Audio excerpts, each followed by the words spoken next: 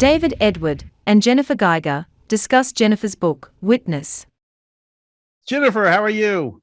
Oh, I'm fine. How are you today? I am doing well. Are you surviving the Ohio heat wave? Oh my goodness, it has been a heat wave like unreal. Today it's a little cooler, so Oh, that's it's good. good. Well, you gave it to us down here in Ocala then, because it's nothing. It's hot as hot could be down here. Oh, So Jennifer, it's a pleasure talking to you, and we are talking specifically because the word on the wind is that you've written not just one. You've written a couple books, but you've written one very interesting book that we're going to talk about. Is that right? yes, it is. We are. And what is that book called? That book is called Witness. Nice. It's a Okay. book about the Apostle John. Yes.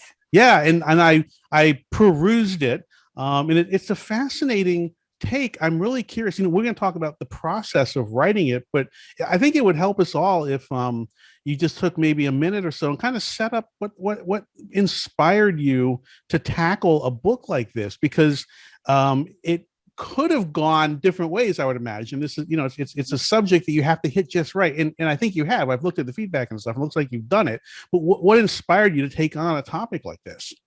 Well, I'm a bit of a storyteller. I always have been all my life, and so I like stories with twists and turns in them. And I always wondered what it would be like if, for example, the shepherds who went to Jesus the night he was born happened to grow up and be one of the disciples, or two of the disciples, or more, that Jesus called to be in his following. So I kind of took that thought and kind of ran with it. And while I do write about John, his older brother James is also, old enough to have been the shepherd boy. John would not have been born yet, according when you do your history and find that out. But I kind of ran with that story, and that's why I went with that. Now that's interesting because it's I guess what they call this. What genre is it? I was going to call it historical fiction. Is that the right genre? That's correct. It's historical fiction. Historical fiction. So how do you plan out to write a historical fiction book? Because you have whatever story you want to tell, but you also have some beats you have to hit, and you have some truisms, I guess, that you have to maintain as part of telling the story. That's the funny thing, because I really did not have an agenda when I wrote this book. I started writing it like over 10 years ago. Okay. And I didn't finish it. When I did start to finish, it took 1 year. But when I started it, my intent was not to write a book. It was just, I like to write, and I was just writing stories, and I'd go back and forth, and I put little things in it. So I really never had a thought of how I'm going to end it. I think the cool thing for me in this writing is that the words just flow when I wrote, and I had no idea what I was going to write next. I just wrote it. And so with that in mind, I figured God was writing a book through me. I didn't write it. As far as I know, he used my fingers, but he wrote this book. Okay. That's very interesting. So you felt inspiration for Yes, the words on the page. I did. So you say you started it 10 years ago. The book came out in 2008. Is that 18? 18? Sorry. 2000, Yeah. 2008, that would have really been a while ago. 2018 Yeah. is not that long ago. And so you were kind of keeping your notes and everything, and then there was a day where you were just note taking, and then there was the day after where you were writing a book. What was that transition like, and what spurred that transition? That transition was spurred by my younger brother. His name is John, and he wrote a book. And when he wrote the book and it came out with it, I thought, well, what are you doing? I have more than one. I had several books that, like I said, I wrote them out and they're on a computer just stored. What are you doing? And he said, well, why don't you just write them? Why don't you finish them? And I thought, well, why not? Okay. So I did. Yeah, so you did. And you say it took about a year from the time you from that moment to having it available on Amazon. Well, that was getting a publisher and writing it and getting it edited and back and forth and rewrites and things. So yeah, it took about a year to finish it. Okay. Well, let's go through that process. We're now on day one. You've been inspired. You have all your notes. Did you write in the morning? Did you have a word count? How did you structure the environment so you could actually get a book done? I never had a word count, and my structuring is a little different. Each writer has different techniques they use, and even within their own technique, they have different techniques, as you know, too. And so sometimes I'd get up early in the morning. I'd figure I'm going to write all day. I have to decide for myself, like today, what I'm going to do tomorrow. Sometimes that day I might write a couple hours in the morning, maybe in the afternoon. I schedule my writing sometimes around my normal life. If I was doing, like volunteer work at my church, or if I had a meeting with friends or going somewhere with family, that came first. And then I did my writing, because I just felt that if God was writing the book, the time would be there. It's going to be there. So I didn't do word counts. I didn't want to, I didn't want to put any pressure on myself. You didn't get X number of words today. I just wrote. Right. Sat down and write. That's fascinating. So, at some point in there, you knew you were going to have a book, right? You went from wanting to have a book to knowing you were going to have a book, and you went to, then you started going to publishers. Is that how that worked? Right, I did. Mm-hmm. Can you tell us a little bit about that experience? Well, my publisher was my brother's publisher, so to be able to get one, yeah. First time was really cinchy, I guess is the word that they used to say. Yeah. And so I just used him, and he was a pastor at a local church and had produced several books on his own. And he was very helpful, gave me so much information. And of course, being a pastor, he could critique what I was writing if he thought I didn't write something correct, and or direct me in a certain way.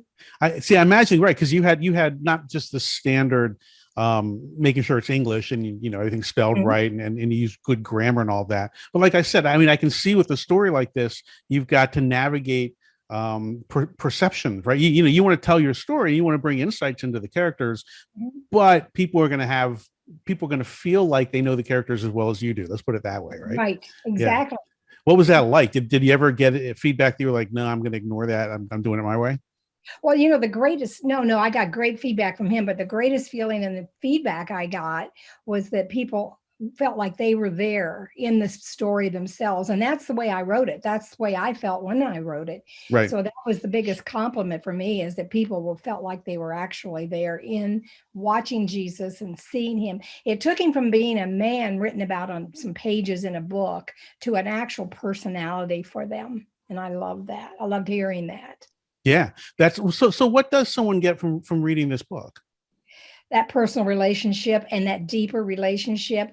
We read about Jesus, and yes, he was a man that lived over 2,000 years ago, but he really was a man. And just like you're a man, and like I'm a human, and he had feelings like we did. He had loves, and he had, he stubbed his toe, and he got his hair pulled, and he had all the things that we have. So the actually was put that all together and make him real to people was important to me. That's interesting. Now, is there anything, the book's been out for 4 years, is that right? 4 years. Is there anything that surprised you about the book's release? And then since it's been out now for a couple of years, is there anything that surprises you day to day with the book? I don't know about day to day, but as I get to hear the feedback, like I said earlier, and then people saying that they actually felt like they were there. Yeah. Well, after I wrote Witness, my same publisher suggested I write a workbook to go with it. So I did. I wrote a workbook to go with Witness, which turns it into an 8-session study Bible session. It has 8 video introductions that go with it.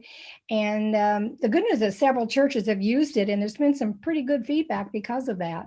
Wow, you turned into an enterprise. Yeah. That's good. Trying to.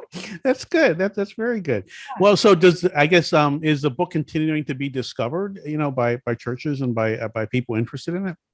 I am working on that. We had a setback with COVID because you couldn't go, all of that, and everyone did.